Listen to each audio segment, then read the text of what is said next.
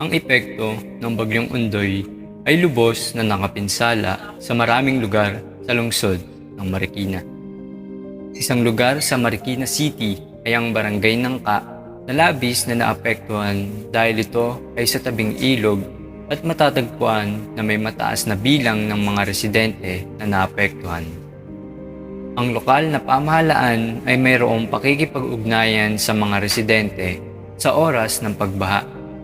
Sapagkat ayon kay Yebin et al. 2020, ang mga babala ukol sa pagbaha at mga hakbang sa pagkontrol ng baha ay dapat may parating sa mga residente sa totoong oras ng pamahalaan. Kung kaya't ang layunin ng pag-aaral na ito ay suriin ang iba't ibang antas ng alarma bilang kasangkapan sa paghahanda ng mga residente. Gayon din ay upang maunawaan kung paano nakakaapekto ang iba't ibang antas ng alarma sa paghahanda ng kaligtasan ng mga residente sa oras ng pagbaha. Ikalawa ay upang maunawaan kung paano nakakaapekto sa mga residente ang iba't ibang antas ng alarma sa paghahanda sa oras ng baha. At ang panghuli ay ang ginagawa nilang paghahanda batay sa iba't ibang antas ng alarma. Upang matukoy ang epekto ng Bagyong Ondoy at kamalayan ng mga residente sa iba't ibang antas ng alarma, ang mga mananaliksik ay naghanda ng isang talatanungan o survey questionnaire sa disenyong scriptive analytic para sa mga piling 10 residente ng Barangay Nangka lamang na magsasagot. Ang resulta ng talakayan ay nagpapahiwatig na batay sa mga inalahad ng mga datos, ang mga mananaliksik ay natuklasan na ang mga residente ng Barangay Nangka ay lubhang naapektuhan mula sa pananalasa ng Bagyong Ondoy. Ang iba't ibang level ng alarma ay malaking bahagi ng paghahanda ng mga residente sa pagbaha. Ayon sa datos, ang naging tugon ng lokal na pamahalaan noong nanalasa ang Bagyong Ondoy ay hindi naging epektibo, partikular na ang pagbabahagi ng sistema ng alarma at iba pang pagkukulang sa paghahanda.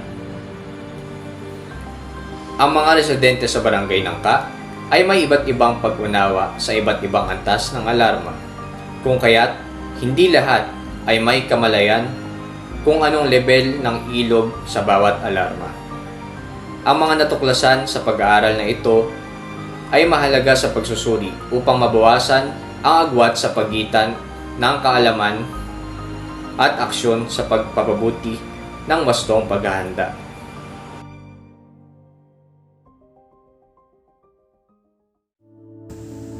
Mud left behind marks, Typhoon Ulysses in Nangka.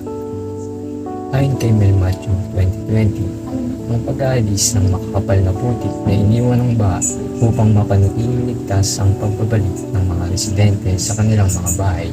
Sa kanyang post na Mud Left Behind Marks, Typhoon Ulysses in Nangka.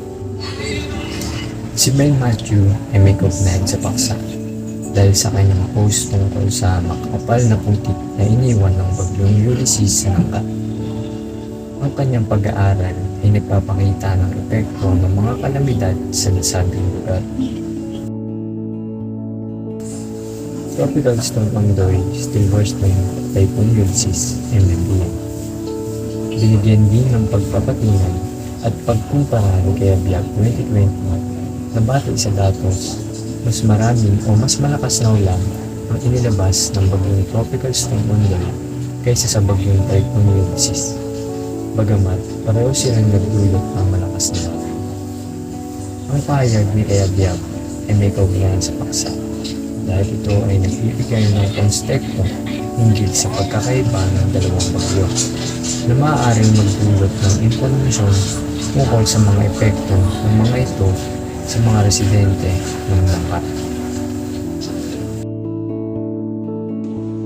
Sa loob ng 30 taon mula ng tamaan ng Pilipinas ng Bagyong Ondoy noong 2009, ang mga residente sa Marikina ay nagkakaroon ng mga pagsasanay sa pagharap sa mga kalamidad, kabilang ang mga kaalaman ukol sa tamang paglilinis matapos ang pagbaha, ang kaligtasan na ibinibigay ng ikalawang palapag, pag-alam kung kailan tumataas ng mapanganib ang antas ng tubig, ang tunog ng sirena ng lokal na pamahalaan at kung kailan sila maghahanap ng takas sa mga malapit na paaralan.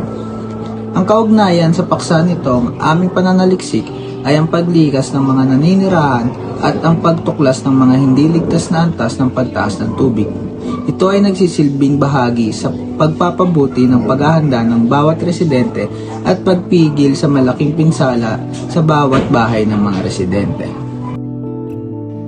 Ayon kina Lara Tuprio 2018, natukoy na ang lugar ng Nangka sa Marikina City ay madaling bahayin dahil sa geografiya at kalapit sa ilog ng Marikina.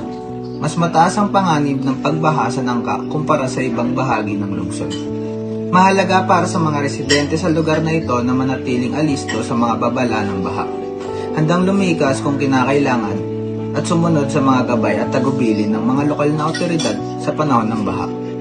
Kaugnayan nito sa aming pananaliksik ay ang pagtukoy ang taunang dalas at tagal ng mga kritikal na antas ng Marikina River.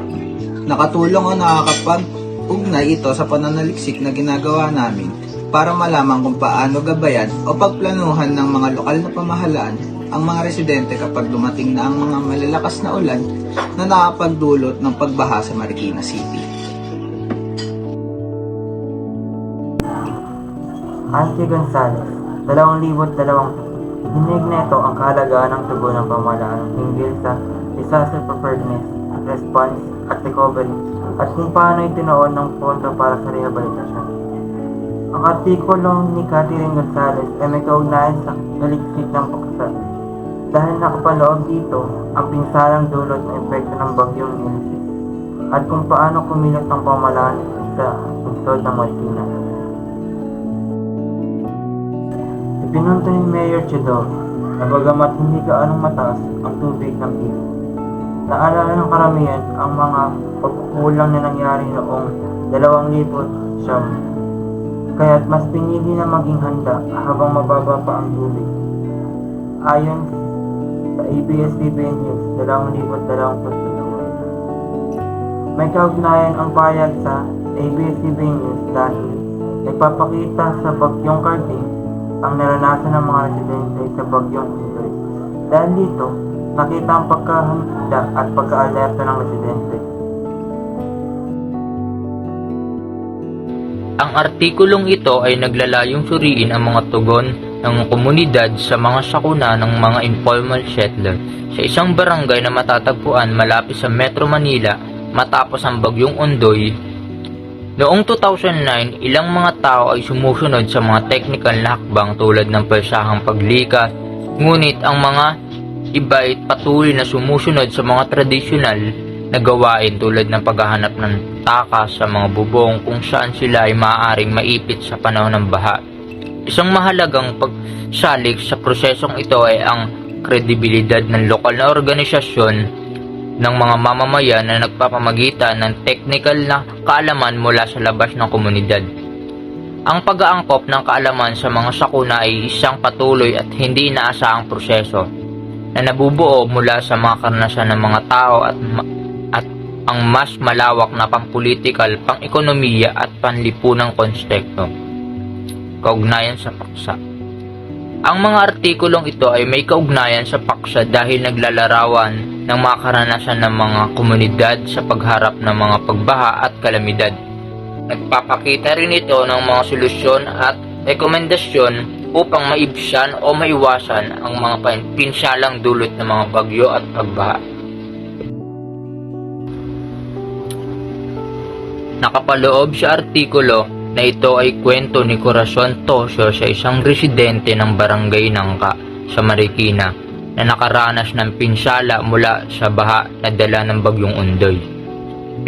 Pinapakita rin ang mga hakbang na ginawa ng lokal na pamahalaan upang mapaghandaan ang ganitong uri ng kalamidad kasama ang paglalagay ng early warning system, hazard map at dredging sa Marikina River. Napag-usapan din ang pagkakaroon ng easement sa ilog at ang layunin na palawakin at palalimin ang ilog hanggang sa taong 2025. Ang artikulo ay may kinalaman sa mga epekto at banta ng bagyong Ondoy sa Pilipinas ipinapakita ang mga konkretong hakbang na ginawa ng pamahalaan para mapaghandaan ang ganitong uri ng kalamidad.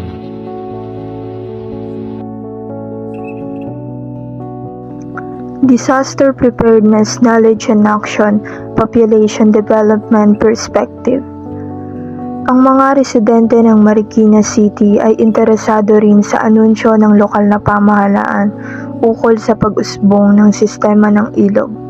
Kahit may impormasyon na sa kanilang mga kamay, karaniwang isinasawalang bahala na lang ito dahil alam na nila kung ano ang dapat gawin.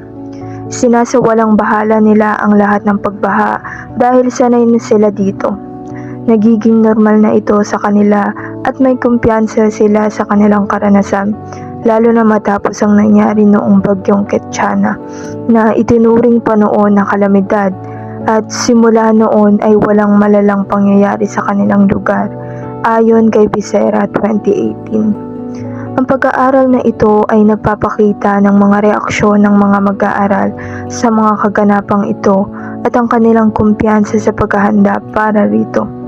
Maaaring magamit ang mga natuklasan sa pag-aaral na ito para makabuo ng masusing pag-aanalisa sa epekto ng bagyong Ondoy Ketsana sa mga residente ng Nangka, partikular sa kanilang antas ng alarma at paghahanda. Maaaring magbigay ito ng konteksto o batayan sa inyong pag-aaral tungkol sa mga estratehiya at pagpapahalaga ng mga residente sa kanilang kaligtasan sa panahon ng kalamidad. Marikina LGU ready for Super Typhoon Mawar, Mayor Marcy. Ayon kay Yalaw 2023, ang lokal na pamahalaan ay patuloy na nagmamanman sa antas ng tubig ng Ilog Marikina sa pamamagitan ng kanilang command center sa Marikina Rescue 161 sa tanggapan ng Disaster Risk Reduction and Management o DRRMO. Kapag ang antas ng tubig ay tumaas ng higit sa 15, 16 o 18 na metro, nagpapalabas na ng boses ang early warning system ng lungsod na nagpapabala sa mga residente sa tabi ng ilog na lumisan. Ang paksang epekto ng bagyong Ondoy o Ketsana sa Tangka, isang pag-aaral sa iba't ibang antas ng alarma bilang kasangkapan sa paghahanda ng mga residente, ay may kaugnayan sa inilahad na author na si Yalaw. Binanggit niya ang paggamit ng command center at early warning system ng lokal na pamahalaan ng Marikina upang magbigay babala sa mga residente sa oras ng mataas na antas ng tubig sa ilog Marikina. Ipinakita nito kung paano gumagamit ang sistema upang mapanatili ang kaligtasan ng mga residente sa oras ng kalamidad tulad ng bagyong Ondoy.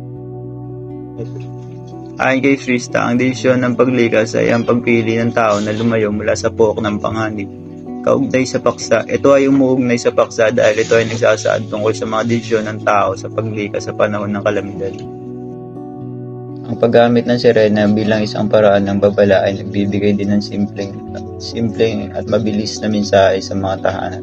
Ang sistema ng sirena ay mayroon ding backup na battery na nag-aalaga sa anumang pagkawala ng kuryente kaya ginagawang mas epektibo ang sistema.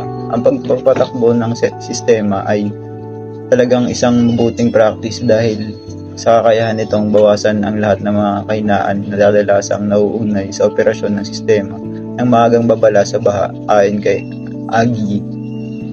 Ang post na ito ay may kaugnayan sa paksa dahil ito ay nagpapakita ng mga kasanayan at datos na nakakatulong sa mga residente ng Marikina City na naging handa para sa mga darating na kalamidad. Ayon sa pahayag ni Acosta Coletal 2018, inilarawan ng UN ang early warning system bilang mga sistema at proseso na tumutulong sa mga tao, komunidad, pamahalaan, negosyo at iba pa, na kumilos ng mabilis upang bawasan ang panganib ng kalamidad bago pa maganap ang mga mapanganib na pangyayari. Ito ay kinabibilangan ng pagsusuri ng panganib, pangako at pagsusulong ng kalamidad, pagsusuri ng panganib, komunikasyon at gawaing nauugma sa paghahanda. Ang mga pag-aaral ng mga mananaliksik ay may kaugnayan sa paksa dahil ito ay nagpapakita ng paghahanda ng mga residente sa mabilisang pagbaha at ito ay maaari naming magamit sa aming pananaliksik. Ayon sa pahayag ni Acosta Col et al. 2018, nilarawan ng UN ang early warning system bilang mga sistema at proseso na tumutulong sa mga tao, komunidad, negosyo at iba pa, na kumilos ng mabilis upang mabawasan ang panganib ng kalamidad bago pa maganap ang mga pangyayaring ito. Ito ay kinabibilangan ng pagsusuri, panganib, pangako at pagsulong ng kalamidad, pagsusuri ng panganib, komunikasyon at mga gawain. Literatura bilang isa. Mga akda. Sunny N. Domingo at R.V. Joy A. Manihara na isa publiko noong 2018 ng Desyembre. Ayon sa UNEPDHI, ang Bagyong Ondoy ay kinikilala bilang pinakamasamang karanasan sa komunidad. Ang bagyong ito ay naging isang pagmumulat sa kanila.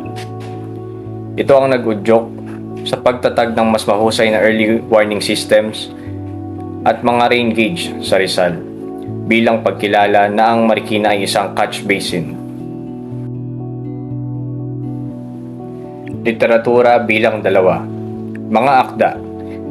Jimesa, Isaac Edem, Okine, Agnes Naa Dedey, Kisi Mireku at Kingsford. Naisa publiko noong 2018. Isinaad ng isang pag-aaral sa Ghana na ang paglikha ng maagang sistema ng pagbaha ay naapektuhan ng kooperasyon ng mga kagawaran. Kasanayan ng mga tauhan sa sangay ng tao, pagpapalaganap ng kaalaman sa mga residente at pagbibigay ng pondo. Ang mga karanasan ng Marikina City ay maaring maglingkod bilang isang mahusay na pangunawa para sa implementasyon ng proyekto sa Ghana. Pamagat ng RRL. Mga pamilya sa paligid ng Marikina River maagang lumikas. CP, ayon kay Aiko Miguel, nauna na rin ipinahayag ni Marikina City Mayor Marcelino Teodoro na nangangalap na sila ng pondo para sa ipinapatayong permanenteng evacuation center sa lungsod na mga gamit tuwing may kalamidad. May akda, Alabak Castillo, kaugnay na may akda sa paksa. Ang paksa na mapanang papel na ito ay nakatuon sa pagbahanan sa Marikina City, batay sa paghahanda at ang hakbang sa warning level. Pamagat ng RRL, ang ikalawang RRL. Tuwing baha sa tubig baha sa Marikina River, umapaw kahit wala mga pag-ulan sa Metro Manila. CP, ayon kay Dave David na Marikina 161, sa kanyang pahayag ay pinaliwanag niya ang sanhi ng pagtaas ng tubig sa Marikina River. Nagmula ang pag-ulan sa kabundukan kaya bumaba ito sa Marikina River. May akda, Radyo La Verdad, kaugnayan na may akda sa paksa. Nakatuon ang kanilang paksa sa tubig baha sa loob ng Marikina City. Pamagat ng RRL1, People-Centered Early Warning System for Natural Hazard Reduction. The Case of Nigeria. Ang CP nito, ang kakayahan ng isang lokal na tugon sa babala at kinakailangan ang tamang tugon sa mga babala. Ang unang responsibilidad ay nasa ahensya ng Ekhermesia, ngunit hindi rin dapat kaligtaan ng mga sambahayan na lamang kung ano ang kailangang dapat gawin sa mga oras na ganito.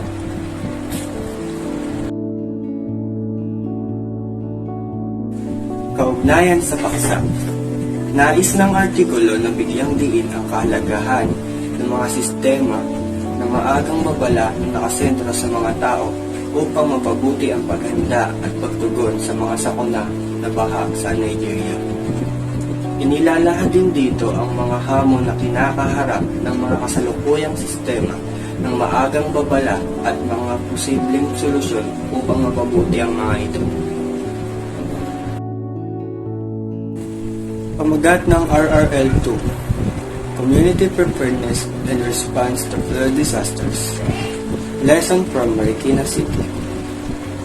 Ang CP nito, ang Bagyong Ondoy kinikilala sa buong mundo bilang Kitsana, ay naitala bilang isa sa nagdudulot ng malaking pinsala sa Metro Manila. Iniulat na sa isang lugar na labis na naapektuhan ng baha ay ang lungsod ng Marikina, kung saan may 77 ang namatay at higit sa 27 million ang halaga ng pinsalang na idulot nito. 2014, Granada. Kaugnayan sa paksa, ang artikulo ay naglalayong bigyang diin ang kahalagahan ng paghahanda at pagtugon ng mga residente at mga opisyal sa mga sakuna sa baha sa Marikina City. Pinapakita nito ang pagbabago at pagiging handa sa komunidad mula noong nakaraang sakuna at kung paano ito nakatulong sa pagbawas ng pinsala at sa pagkalugi ng mga residente.